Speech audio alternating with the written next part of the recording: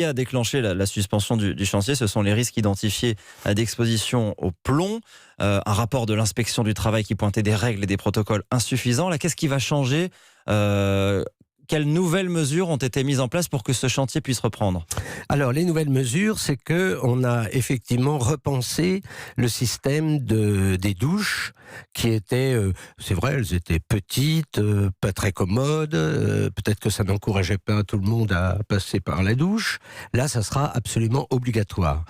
Donc là, normalement, ça devrait, on répond un peu aux demandes, enfin, la DRAC, c'est pas moi, hein, je ne suis pas maître d'œuvre, hein, mais je pense que l'État répond ainsi aux demandes des associations, et puis tout simplement pour protéger le personnel, toutes celles et tous ceux qui travaillent sur le chantier. Vous avez la certitude aujourd'hui qu'ils ne sont plus en danger sur le chantier?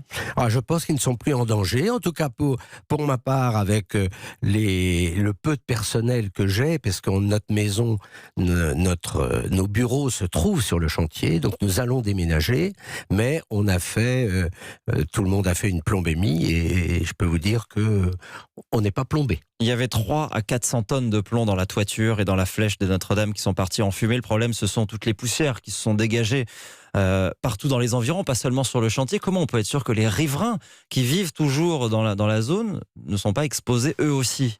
Alors, dans la rue du cloître Notre-Dame, qui est la rue qui longe la cathédrale, on a fait des tests, hein. Moi, ils sont venus, j'ai un appartement, j'habite là, ils sont venus faire des tests dans mon appartement, et j'ai pas de retour, donc si j'avais eu des retours, j'imagine...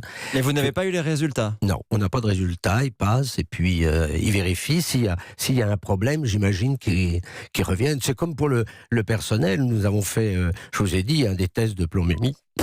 On n'a pas de résultats, sauf moi qui l'ai fait dans un laboratoire où j'ai pu avoir mes résultats. Et sans inquiétude particulière? Sans inquiétude, vraiment. Et pourtant, j'allais de temps en temps sur le dans chantier. la cathédrale.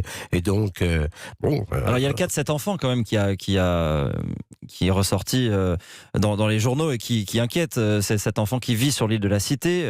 Taux de plomb supérieur au seuil réglementaire détecté dans une prise de sang. L'agence régionale de santé qui invite les femmes enceintes et les plus jeunes à faire des tests. Il y a eu 2 centres de loisirs du 6e arrondissement qui ont été fermés en raison de niveau de plomb au-dessus du seuil de précaution. Les commerces et les entreprises qui sont eux aussi appelés à faire des tests dans leurs locaux, à prélever des poussières. Tout cela n'est quand même pas très rassurant. Est-ce que ça vous inquiète? Que ça m'inquiète, non. Je pense qu'il faut une certaine prudence, hein. Vous savez, je pense que les poussières de plomb, elles ne sont plus trop sur l'île de la Cité, mais effectivement, elles sont parties vers Saint-Michel, parce que le vent avait amené toutes ces parcelles de plomb, ces particules de plomb, en dehors même de l'île de la Cité. Je pense qu'il faut être prudent. Un enfant, si c'est sûr qu'il met les mains dans le sable dans un coin de l'île de la Cité, bon, ben, c'est vrai que c'est dangereux. Il faut faire attention, et on n'est pas prêt d'avoir enlevé, parce que c'est très difficile d'enlever toutes ces parcelles. Parce que je peux vous dire que le parvis, on le nettoie quasi tous les jours,